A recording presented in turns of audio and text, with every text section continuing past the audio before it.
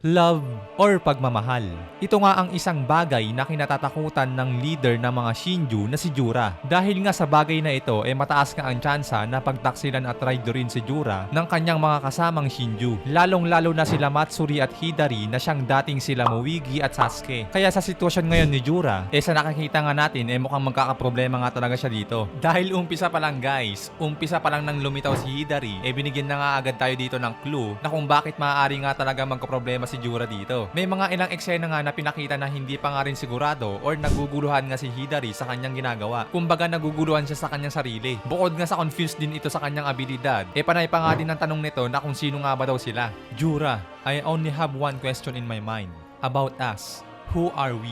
So yun nga mga pare ko yun ang linaw naman. Na ibig sabihin lang din, sa loob-loob ni Hidari, sa puso niya may nagsasabi na parang may hindi nga tama. At kaya nga nang itinanong ni Hidari kay Jura ang bagay na yan, diyan nga din guys kung mapapansin yung itsura dito ni Jura, mukha nga itong 20 kabado. Kumbaga parang iniisip ni Jura na patay, lagot. Bakit natanong ni Hidari ang bagay na yon? Bakit siya nagkakaganyan? Hindi maganda to. So something like that no? Na kaya nga sa mga bagay na yan, dyan nga natin masabi guys, na marahil sa mga susunod na paghaharap nila Hidari at Sarada, ay dito maaari na nga magkaroon ng isang pagkagising ng isang nilalang sa kanyang totoong katauhan. Na ang bagay nga ngayon ay nakita na nga natin dito kay Matsuri. At lalo't itong nilalang na to ay ang mas nagpakita ng pinaka-positibong dahilan na may pagmamahal nga siyang nararamdaman sa kanyang target. Ngayon, sa latest chapter ng Boruto 2 Blue Vortex, doon sa chapter 20, diyan nga guys nakita naman natin na nakaganting sa lakay na nga si Konohamaru kay Matsuri gamit ang double giant Rasengan. Pero syempre hindi naman dyan nagtatapos yan dahil nga nakalika agad o gumanting sa lakay agad dito si Matsuri kay Konohamaru. Diyan guys masabi na nga talaga natin na hindi ito magiging madali na labanan ni Konohamaru. Kumbaga hindi naman kasi talaga sapat yung Rasengan para mapataob si Matsuri. Na sa madaling salita lamang pa nga talaga si Matsuri dito kontra kay Konohamaru. Na ibig sabihin lang din guys, dahil nga Yamado talaga si Matsuri, yan nga din ang pwedeng ikabahamak ni Konohamaru, pero dahil nga sa pagkataong loob nito na lumalaban sa kanya, ayun nga din ang isang bagay na maaari magligtas kay Konohamaru sa pamamagitan ng pagkagising ni Matsuri sa isang katotohanan na hindi nga niya talaga magagawang saktan si Konohamaru dahil ito nga ang kanyang minamahal. Kaya basically, sa mga nakita nating pangyayari ngayon, ang pangunahing mga Shinju nga dito na maaaring mag-traitor kay Jura ay itong sila Hidari at Matsuri. At tignan mo nga naman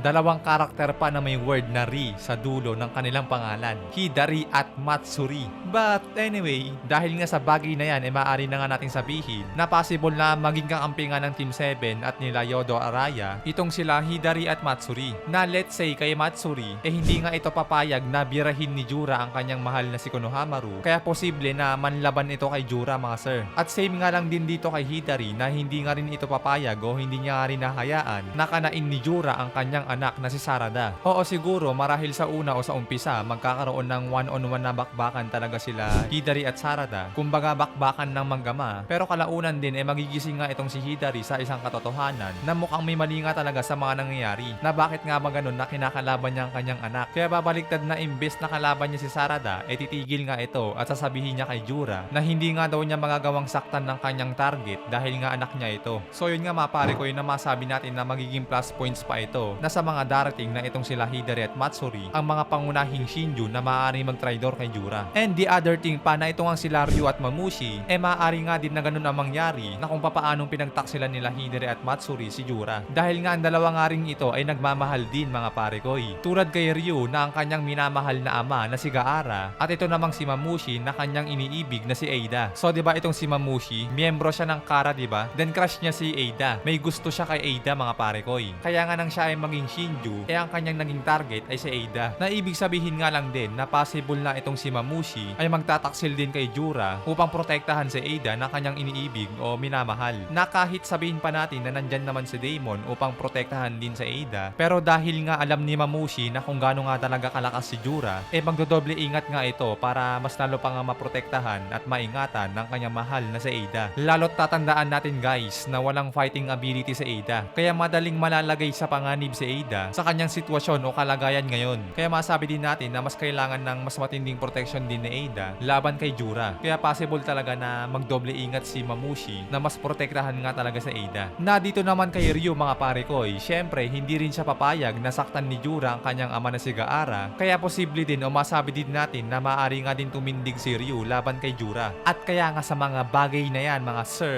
diyan na nga din mag-uumpisa ang paggangalit, ang pagkagising ng apat na ito, ang magiging dahil ng paglaban at pagkakaroon ng bakbakan ng mga halimaw. At speaking of bakbakan ng mga halimaw, dito na nga rin natin mapag-aalaman at masasaksihan na kung gaano nga ba talaga kalakas itong si Jura. Gaano nga ba talaga katindi itong nilalang na to, na yung tipong hindi na kasi mga ninja yung mga kalaban niya dito, kundi yung mga Shinju mismo na siyang kanyang iniingatan ay kanyang mga kalaban at mga kasagupa. Pero ito mga pare no, para sa akin kahit na mangyaring magtulong-tulong pa ang apat na Shinju na ito, I guess hindi pa rin nila basta-basta mapapabagsak si Jura. Hindi pa rin magiging sapat ang kanilang bilang para matalo si Jura. Guys, remember, ibang-iba si Jura sa lahat ng Shinju. Yung apat kasi na sila Mamushi, Ryu, Hidari at Matsuri, nagmula sila sa mga individual na nilalang na nagumpisa sa pagiging puno. Pero itong si Jura mga pare koy, itong si Jura, siya mismo ay isang halimaw na nagkaroon ng sariling panibagong being na nagresulta ng pagkakaroon ng sariling malayang pag-iisip. Isang halimaw na noon pa man ay kinatatakutan na ng mga ninja na humantong sa pagiging parang isang taong may buhay. At ito nga ay ang humanoid Ten-Tails. Yes mga pare koy, ito nga ang kauna-unahang pangyayari sa kasaysayan ng Naruto at hanggang sa Boruto na nagkaroon ng ganitong nilalang. Dahil ang nasaksihan lang naman natin sa nagdaan is yung Ten-Tails Jinchuriki, diba? Ngayon ito namang humanoid Ten-Tails